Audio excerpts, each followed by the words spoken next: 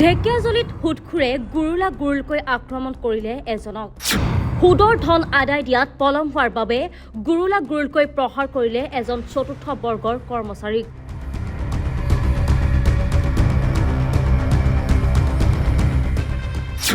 সম্প্ৰতি পলাতক সুদখোৰ জীৱন সুতাৰ। ৰাজ্যত মুখ্যমন্ত্ৰীৰ নিৰ্দেশত আৰক্ষীৰ প্ৰশাসনে সুদখোৰৰ বিৰুদ্ধে অভিযান অব্যাহত ৰখাৰ সময়তে শোণিতপুৰ জিলাৰ ঢেকিয়াজুলিত সুদখোৰে গুৰুলা গুৰুলকৈ আক্ৰমণ কৰিলে এজনক।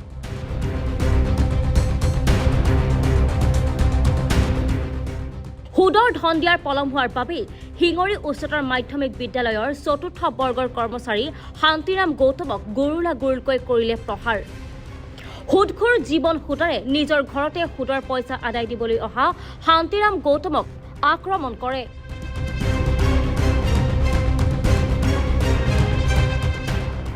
সুদখোৰ জীৱন সুতাৰে শান্তিৰাম গৌতমক মূৰত বুকুত প্ৰচণ্ডভাৱে মাৰপিট কৰাত আঘাতপ্ৰাপ্ত হৈছে লোকজন। ইতিমধ্যে শান্তিৰাম গৌতমক তেজপুৰ চিকিৎসা মহাবিদ্যালয়ত ভৰ্তি কৰোৱা হৈছে। ঘটনাৰ বিৱৰণী অনুসৰি শিঙৰি উচ্চতৰ মাধ্যমিক বিদ্যালয়ৰ চতুৰ্থ বৰ্গৰ কৰ্মচাৰী শান্তিৰাম গৌতমে ব্যক্তিগত অসুবিধাৰ বাবে বিগত এবছৰ পূৰ্বে স্থানীয় সুদখোৰ জীৱন সুতাৰ পৰা ৭০,০০০ টকা সুদত লৈছিল।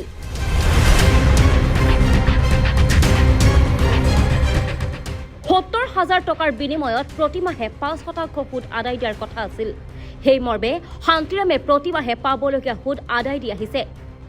কিন্তু চলিত মাহত সুদ আদায় দিয়াত পলম হোৱাত আজি শান্তিৰাম গৌতমৰ ঘৰত গৈ সুদৰ তাগিদা কৰে জীৱন সুতাৰে। ইয়াৰ পিছতে কোনোমতে সুদৰ ধন যোগাৰ কৰি জীৱনৰ ঘৰত উপস্থিত হয় শান্তিৰাম গৌতম।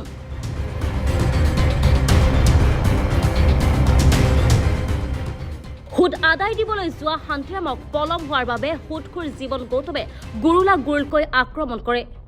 কোনোমতে প্ৰাণ ৰক্ষা কৰি পলায়ন কৰে লোকজন। ইয়াৰ পিছতে এই সন্দৰ্ভত ভুক্তভোগী শান্তিৰাম গৌতমে শিঙৰি আৰক্ষী চকীত দাখিল কৰে এজাহাৰ। সুদখোৰৰ আক্ৰমণৰ বলি হোৱা শান্তিৰাম গৌতমক উন্নত চিকিৎসাৰ বাবে তেজপুৰ চিকিৎসা মহাবিদ্যালয়ত ভৰ্তি কৰোৱা হৈছে।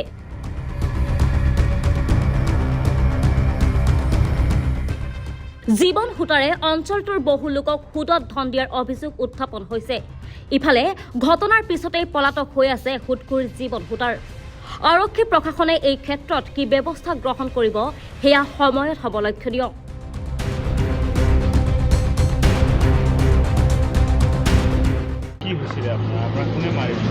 মই ৰাতিপুৱা গা পা ধুই ওলাবলৈ যাওঁতে মই এই জীবু চুদাৰৰ পৰা পইচা লৈছিলোঁ। যাৰত মোৰ ল'ৰাটো পঢ়াবৰ কাৰণে সুদ দি আছিলোঁ। ৩-৪ মাহ মূৰে মূৰে গৈ পেলাই সুদ দিওঁ।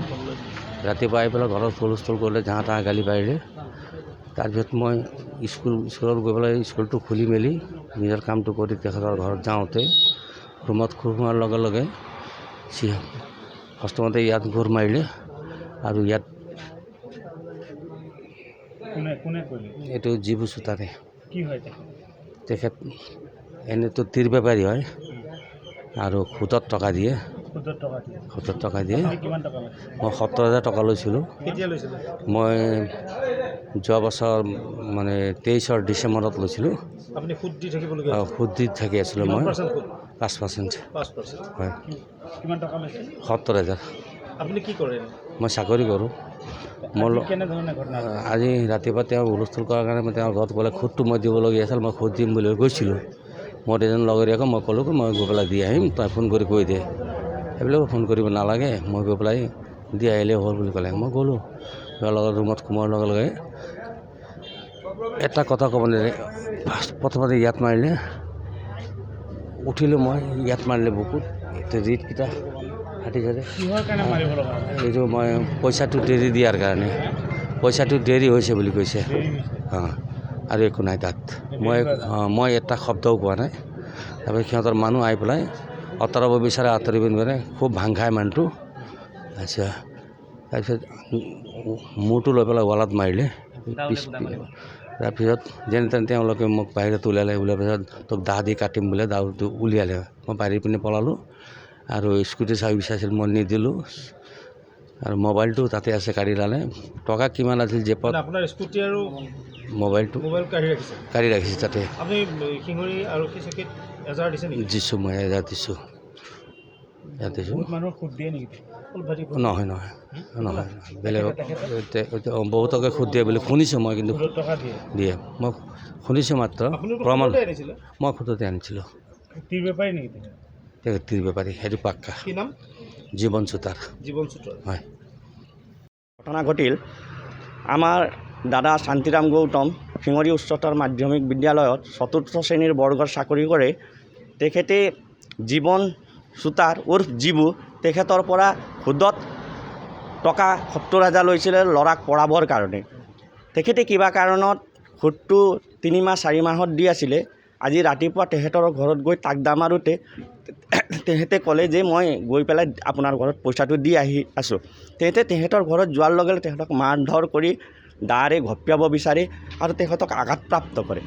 এই বিষয় লৈ আমি গোটেই যুৱক সংঘ আৰু আমাৰ দল সংগঠনে তেখেতৰ প্ৰতি বহুত আক্ৰোশমূলক কৰা এনে ঘটনাক প্ৰত্যাহ্বান দি শিঙৰি আৰক্ষী চকীত এজাহাৰ দিছোঁ আৰু উচিত তদন্ত কৰিব বুলি আশা ৰাখিছোঁ। আৰু অনাগত দিনত এই বিষয়ে আপোনালোকে প্ৰেছ মিডিয়া যোগে যাতে উচিত তদন্ত হয় তাৰ বিষয়ে উচিত বিচাৰ কৰে সেয়াই আশা ৰাখিলোঁ আপোনালোকৰ পৰা। টিৰ বেপাৰীও কৰে নেকি? তেখেতে তীৰ বেপাৰীও কৰে বুলি শুনা পাইছোঁ, কিন্তু আমি তেনেকৈ তেখেতৰ বিষয়ে নাজানো। কিন্তু প্ৰত্যক্ষভাৱে যিটো আঘাত দিছে, যিখিনি কৰিছে সেইখিনি আৰু ক'বলগীয়া নাই। আপোনালোকে বহুত মানুহৰ সুদত টকা দিয়ে তেখেতে। শুনা পাইছোঁ আৰু প্ৰত্যক্ষ তেখেত আছেই। সম্ভৱ তেখেতে যদি নিদিয়া হ'লেতো সেই লোভটো সেইখিনি তেখেতৰ পৰা নল'লে হয়। তেখেত নিশ্চয় দোষী হ'ব পাৰে, সেইকাৰণে এনেধৰণৰ